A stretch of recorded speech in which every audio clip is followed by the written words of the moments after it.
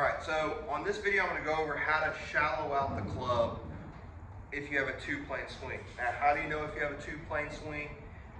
Basically, when you take it back, if your hands are a little bit higher, so a little bit closer to your head than your trail shoulder, okay? So in this, if I take it back and I have high hands, you can see that my right shoulder is kind of internally rotating. What we have to have happen is for the trail shoulder to externally rotate, okay, to get it to shallow out and to get into the slot. So if I come back, a good example of this is take Matt Wolff. He's kind of the extreme version of this. He'll take it back and he's right here where that shoulder is quite a bit internally rotated. So we come back, we have internal rotation. How do we drop it into the slot? Now, you'll see a lot of videos out there where guys will say, just let the club fall behind you. That's great, but I want you to do it in your legs. I want the legs, hips to be the activator of shallowing out the club. So, I get back, I have high hands. Now to do this, I'm gonna leave my chest, my legs where they are. I'm going to push my hips straight back as I rotate only my left leg. Now, as you can see, when I have just one hand on it, when I push back and rotate, look how that shoulder externally rotates. Now it's in the slot. Now I can pivot and release through, okay? So we can't just from a high hand plane swing, just let it fall, because then we're gonna be stuck, and we're gonna come right around and probably hook it, okay? Or leave it open and slice it.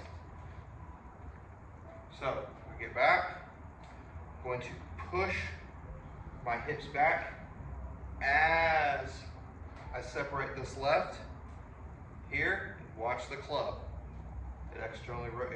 Shoulder externally rotates, drops it down in position. Now I can just here and rotate. Work on it away from the golf ball. When you get over the golf ball, you pretty much just have to train yourself to just push back and start rotating.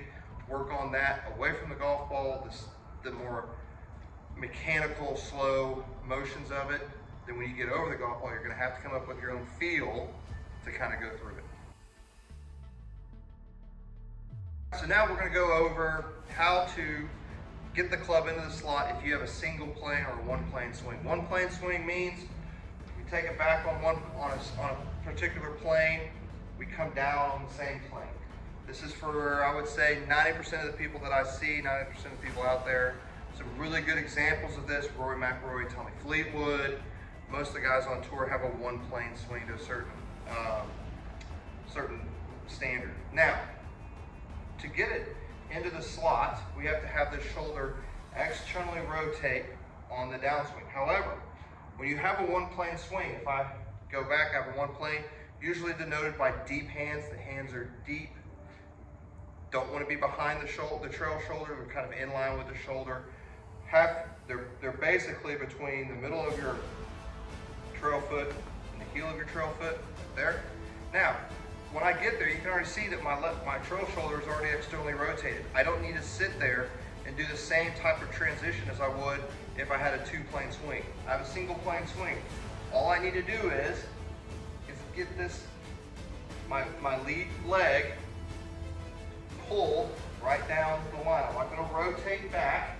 I'm going to come over the top and swipe it.